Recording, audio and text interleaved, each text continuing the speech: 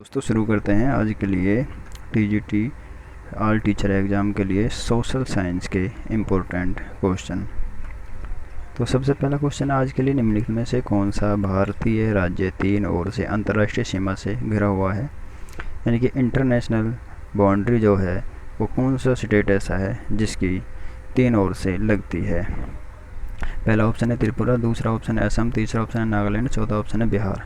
तो यहाँ पे आपका राइट आंसर होगा त्रिपुरा। त्रिपुरा एक ऐसा स्टेट है जिसके तीनों ओर बांग्लादेश की सीमा लगती है। दूसरा क्वेश्चन देखते हैं, भारत में हाथी के संरक्षण एवं आवास बचाव के लिए प्रोजेक्ट एलिफेंट प्रारंभ किया गया था। तो यहाँ पे हाथियों का जो आवास जो रहने की जगह है उसको बचाने के लिए प्रोजेक्ट एलिफेंट शुरू किया गया था। ये भारत में सबसे पहले सन 1992 में किया गया था। Option number second. Option first में 1973, ऑप्शन थर्ड में है 1972, ऑप्शन फोर्थ में 1976। तो राइट आंसर है यहाँ पर ऑप्शन नंबर 2, यानी कि 1992 में ये प्रोजेक्ट एलिफेंटा शुरू किया गया था। तीसरा क्वेश्चन है, पार साइबेरियन रेल मार्ग के संदर्भ में निम्न में से कौन सा कथन सही नहीं है। ठीक है, तो इसमें ये क्या है, सबसे लंबा रेल मार्ग है विश्व का, डबल लाइन।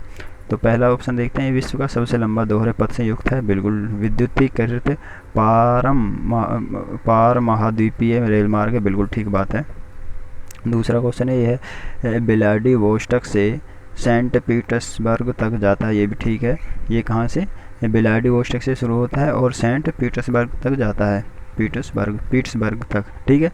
और तीसरा ऑप्शन है, यह अपने एशियाई प्रदेश को पश्चिमी यूरोपीय बाज़ारों से जोड़ता है, ये भी ठीक है। ये जो है अपने जो एशियाई प्रदेश हैं उनको जो पश्चिम यूरोप है जो उसके बाज़ारों से ये रेल मार्ग जोड़ता है। जबकि चौथा ऑप्शन है जो ये बिल्कुल यहाँ पे गलत है, वैंकूवर इस रेल मार्ग पर पड़ने वाला महत्वपूर्ण नगर नहीं है। तो राइट आंसर होगा यहाँ पे ऑप्शन नंबर 4, इसके बारे में सही नहीं है।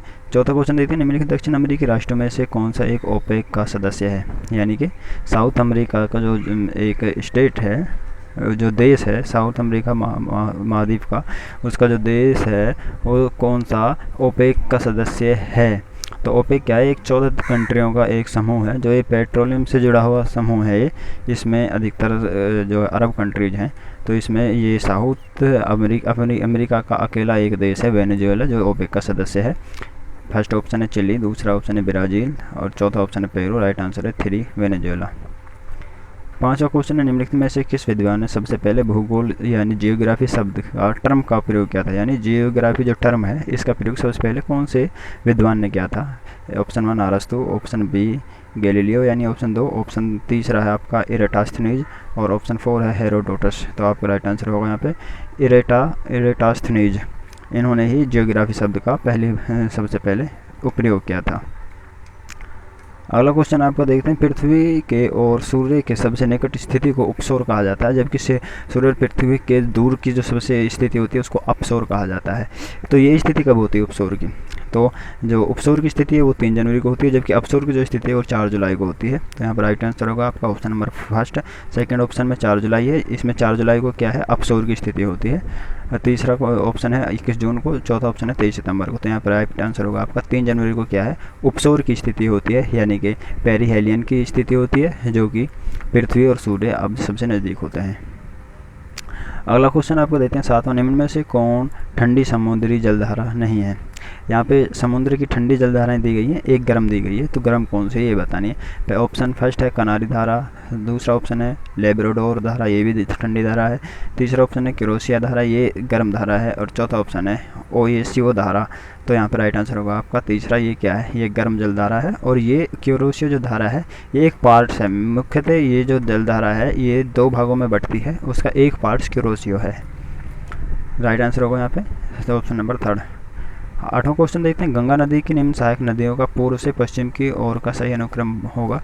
ये सभी नदियाँ जो नीचे दी गई हैं गंगा नदी की सहायक नदियाँ हैं, और ये पूर्व से पश्चिम की तरफ बतानी है। सबसे पूर्व में कौन सी नदी है, पूर्व की तरफ से फर्स्ट में कौन सी आएगी, तो कोसी नदी आएगी, और उसके बाद में गंडक नदी आएगी, उसके बाद में घाघरा आएगी, और सबसे लास्ट में जब पूर्व से पश्चिम की तरफ चलेंगे तो गोमती नदी आएगी। तो आपका यहाँ पर राइट जो वो क्रम बनेगा वो बनेगा ऑप्शन नंबर 3, यानी कि सबसे पहले तीसरी कोसी, फिर गंडक 2 नंबर, फिर 1 नंबर वाली घाघरा, फिर 4 नंबर वाली गोमती, यानी 3, 2, 1 और 4। 9वां क्वेश्चन है भारत में परमाणु ऊर्जा आयोग की स्थापना कब हुई थी। यहाँ पे परमाणु ऊर्जा आयोग की एक चीज़ ध्यान रखना है, इसका जो सीधा इसको प्रधानमंत्री हैंडल करता है। तो इसकी जो स्थापना हुई थी ये अगस्त में कर दी गई, 1948 में कर दी गई, जबकि 4-5 महीने पहले इसकी बातें चलने शुरू हो गई थी। तो वर्ष 1948 में इसकी स्थापना कर दी गई थी, अगस्त में, 10 अगस्त में। तो दूसरा ऑप्शन है वर्ष 1954, तीसरा ऑप्शन है वर्ष 1971, चौथा ऑप्शन है वर्ष 1950। राइट आंसर होगा यहाँ पे वर्ष 1948। 10वां क्वेश्चन है निम्नलिखित में से कौन सामाजिक अध्ययन के पाठ्यक्रम के निर्माण का आधार नहीं है। यहाँ पे सामाजिक अध्ययन का जो पाठ्यक्रम का जो निर्माण किया गया है वो किस आधार पर किया गया है और उनमें से कौन सा आधार इसमें नहीं है। पहला है मनोवैज्ञानिक आधार पर, बिल्कुल ठीक है, इसको भी मनोवैज्ञानिक आधार को ध्यान रखा गया है निर्माण करते समय सामाजिक अध्ययन का पाठ्यक्रम। दूसरा ऑप्शन है समाजशास्त्रीय आधार, ये भी ठीक है। तीसरा ऑप्शन धार्मिक आधार, चौथा ऑप्शन दार्शनिक आधार। तो यहाँ पे आपका राइट आंसर होगा तीसरा, यानी धार्मिक आधार को इसमें शामिल नहीं किया गया है सामाजिक अध्ययन के पाठ्यक्रम के निर्माण में।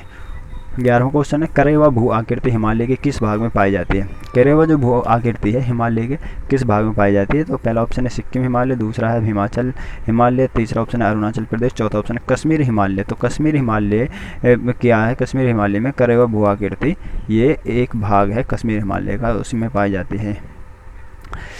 12वां क्वेश्चन देखते हैं सामाजिक अध्ययन पाठ्यक्रम का यह उपागम ज्ञात से अज्ञात, पास से दूर, सामान्य से जटिल के शिक्षण सूत्र पर आधारित है। ठीक है, तो ये कौन सा है।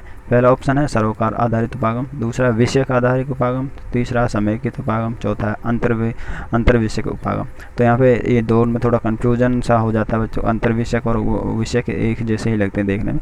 तो यहाँ पे विषयक या फिर विषय आधारित उपागम जो होता है वो ज्ञात से अज्ञात और सामान्य से दूर और पास से दूर सामान्य से जटिल की तरफ, इस सूत्र पर ये विषय आधारित उपागम कार्य करता है। 13वां क्वेश्चन देखते हैं सामाजिक अध्ययन के पाठ्य योजना निर्माण में ये प्रश्न सामान्य पाठ्य विषय पढ़ने से पूर्व किए जाते हैं। यानी कि जो सामाजिक अध्ययन की जब पाठ्य योजना तैयार की जाती है उसका निर्माण किया जाता है तो जो प्रश्न है सामान्य उनको पहले को रखा जाता है। कौन से प्रश्नों, ठीक है, उन प्रश्नों को पढ़ने से पूर्व किए जाते हैं तथा इनका उद्देश्य छात्रों के पूर्व ज्ञान को जानना होता है। ठीक है, तो ये कौन से प्रश्न होते हैं। पहला ऑप्शन है स्वाभाविक प्रश्न, दूसरा ऑप्शन है औपचारिक प्रश्न, तीसरा ऑप्शन है विकासात्मक प्रश्न, चौथा ऑप्शन प्रस्तावना। तो इनको प्रस्तावना प्रश्न बोलते हैं जो सामान्य पाठ्य विषय पढ़ने से पहले ये बच्चों से किए जाते हैं और इनका मुख्य उद्देश्य जो होता है प्रस्तावना प्रश्न का वो ज्ञान को, बच्चों के पूर्व ज्ञान को जानना होता है प्रस्तावना प्रश्न का मुख्य उद्देश्य। ठीक है, तो ये भी यहाँ से भी क्वेश्चन बन सकता है। तो प्रस्तावना प्रश्न है उनका मुख्य उद्देश्य क्या होता है, उनका मुख्य उद्देश्य होता है छात्रों के पूर्व ज्ञान को जानना। ठीक, और इनको पाठ्य योजना के निर्माण में सबसे पहले रखा जाता है इनको। 14 क्वेश्चन देखते हैं। 14 यानी 14 सामाजिक अध्ययन शिक्षण की किस प्रविधि के अंतर्गत किसी विशेष स्थान पर रहने वाले व्यक्तियों के समूह की विशेषताओं, विचारों, आदतों, मूल्यों तथा साधनों इत्यादि की जानकारी प्राप्त की जाती है। यानी ये जो कोई भी विशेष स्थान पर यानी किसी खास स्थान पर रहने वाले और व्यक्तियों का जो समूह होता है उनकी क्रिया, विचार, आदत, जो भी उनके गुण अवगुण हैं उनके बारे में जानकारी प्राप्त की जाती है। कौन सी प्रविधि में। पहला ऑप्शन है प्रदर्शन प्रविधि में, दूसरा है सर्वेक्षण प्रविधि, तीसरा है परिभ्रमण प्रविधि, चौथा है प्रदर्शनी प्रविधि। तो यहाँ पर राइट आंसर होगा यानी सर्वेक्षण किया जाता है उनका। सर्वेक्षण प्रविधि से ही उनकी क्रिया जो समूह रहता है किसी खास स्थान पर उनकी क्रियाएं, विचार, आदतों आदि, जैसे एक एग्जाम्पल ले सकते हैं जैसे जनजाति वगैरह रहती हैं एक खास स्थान पर तो उनकी इन सारी मूल्य वगैरह का इनकी जानकारी प्रदान करना ये सर्वेक्षण प्रविधि के अंतर्गत की जाती है। और ये एक मनोवैज्ञानिक विधि है, ये बच्चों के लिए भी उपयोगी विधि है, इसीलिए इसको यहाँ पे प्राथमिकता दी गई है क्वेश्चन में। 15वां क्वेश्चन है विषय वस्तु का ज्ञान सामाजिक अध्ययन के शिक्षक का किस प्रकार का गुण है। यानी विषय वस्तु का ज्ञान है एक टीचर को तो सामाजिक अध्ययन के शिक्षक को, ठीक है, इसके विषय वस्तु का ज्ञान है तो ये उसका एक गुण है, वो किस प्रकार का गुण है। तो पहला ऑप्शन है व्यक्तिगत गुण, दूसरा ऑप्शन है सामाजिक गुण, तीसरा ऑप्शन है व्यावसायिक गुण, चौथा ऑप्शन है नेतृत्व गुण। तो यहाँ पे राइट आंसर होगा यानी व्यावसायिक गुण, ये उस टीचर का व्यावसायिक गुण है, विषय वस्तु का उसको ज्ञान है तो ये उसका व्यावसायिक गुण है। ठीक है, व्यक्तिगत गुण है, अपने व्यक्तिगत जो है फायदे के लिए, लाभ के लिए इसने विषय वस्तु का ज्ञान प्राप्त नहीं किया बल्कि एक व्यावसायिक गुण के अंतर्गत आएगा। 16वां क्वेश्चन है अक्टूबर क्रांति के दौरान रूस का जार कौन था। तो पहला ऑप्शन है व्लादिमीर लेनिन, दूसरा ऑप्शन है निकोलस सेकंड, थर्ड ऑप्शन है अलेक्जेंडर केरेंस्की, चौथा ऑप्शन है निकोलस। तो यहाँ पे आपका राइट आंसर होगा सेकंड यानी निकोलस सेकंड जो थे वो अक्टूबर जो क्रांति हुई थी उस दौरान रूस के जो थे वो जार थे। जार रूस के जो जार और उस समय जो होते थे एक बादशाह टाइप के जो होते थे वो उस टाइप के उनको सामने जार लगाया जाता था। तो जार जो थे उस समय ये अक्टूबर क्रांति के दौरान निकोलस सेकंड थे। 17वां क्वेश्चन है आपका, इंदिरा साहनी और अन्य बनाम भारत सरकार मामले का संबंध किससे था? तो इंदिरा साहनी जो थे और ये भारत सरकार के साथ जो ये केस चल रहा था उच्चतम न्यायालय में, तो ये किससे संबंधित था? पहला ऑप्शन है अन्य पिछड़ा वर्ग आरक्षण से, दूसरा ऑप्शन है अनुसूचित जाति आरक्षण के समापन से, तीसरा ऑप्शन है स्त्री सुरक्षा से, चौथा ऑप्शन है कामकाजी महिलाओं के अधिकारों से। तो यहाँ पर राइट आंसर होगा अन्य पिछड़ा वर्ग आरक्षण से। और इसमें क्या था, इसमें 50% तक आरक्षण के बारे में बात कही गई थी, और अब फिलहाल जो आरक्षण है वो अन्य पिछड़े वर्ग का ये 27%। हाँ, अगला देखते हैं 18वां क्वेश्चन है, निम्न कथनों पर विचार करना। पहला कथन है भारत की संसद के दोनों सदनों की शक्तियां समान नहीं है। ये बिल्कुल ठीक है, एक उच्च सदन होता है, एक निम्न सदन होता है भारत का संसद में, तो उनकी शक्तियां अलग अलग होती हैं, ये बिल्कुल ठीक बात है। दूसरा है इसी कारण भारतीय संविधान में उच्च सदन व निम्न सदन शब्दावली का प्रयोग है, जबकि ये बात गलत है। जो उच्च सदन और निम्न सदन जो शब्दावली का जब प्रयोग किया गया इसलिए नहीं किया गया, यानी कि ये इससे संबंधित नहीं है, पहले वाले कथन से संबंधित दूसरा कथन। तो यहाँ पे पहला जो कथन है वो बिल्कुल सही है, किंतु दूसरा जो कथन है वो गलत है।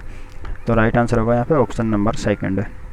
19 क्वेश्चन है, निम्नलिखित में से कौन सा अंतर पर्वतीय पठार का उदाहरण नहीं है?